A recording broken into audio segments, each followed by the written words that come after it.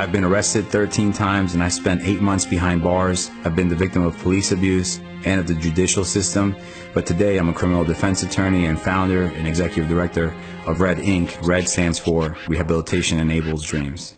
Poverty led to my first arrest at 11, and I was placed on probation, adjudicated delinquent. I started middle school. I would get jumped every single Friday, and I had to join the gang for protection. I wanted to find a way to help my family out of the poverty we were experiencing. So I asked the older gangsters to show me how to get into the business. I started selling drugs. It became an addiction, and I'm not talking about an addiction to the drugs.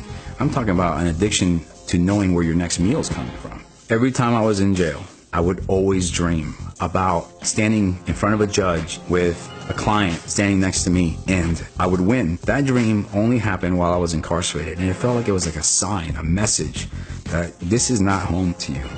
This is home.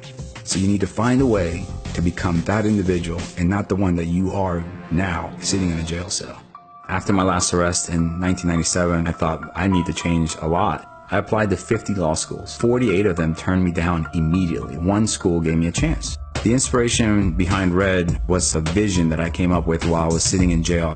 That the judicial system was wronging people because of their status. I perceive myself as a young man who made mistakes, but I feel like the system says, like, once you make a mistake, that's it, that's who you are. It takes people like David to have that heart and that drive to want to change things, or else, things will stay the same. The overarching goal for RED is to increase literacy, reduce poverty, and stop recidivism amongst America's youthful offenders. Our program is a 12-month curriculum. We assign mentors, and then we go immediately into the professional literacies, resumes, interview skills. The end goal is to get them employed.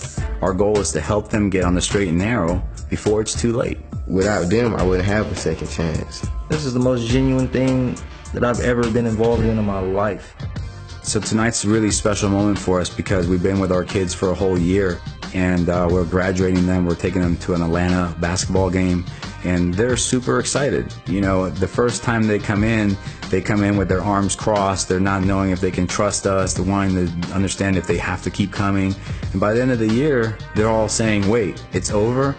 But when most people don't understand, it's not a second chance. This is their first chance. They never even had a first chance. If I could say one thing to the world about David, that I would love that man forever. I will never forget what he's done for me. It is important to give people a pathway to success. RED exists to help rewrite the script in their life so that this does not become who they are. They were limited in resource.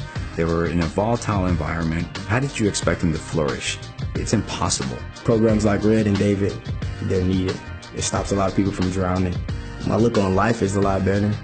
Just being in my son's life, have my family around. The guys in my program mean the world to me. I always tell them, I'm only just a few steps ahead of you guys. And if you commit to the long haul, I promise you that life can be very fulfilling and rewarding and purpose-filled if you just stay focused. The goal is to commit to making good decisions over the long haul. If you make the right decisions, it will accumulate and there's going to be a reward to reap. If we don't carry out our purpose, no one else can. No one is beyond redemption or hope.